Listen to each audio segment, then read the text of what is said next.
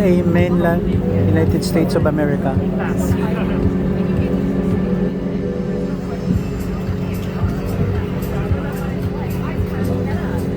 Divides by a river, and that's Canada, Windsor, City of Windsor, Canada.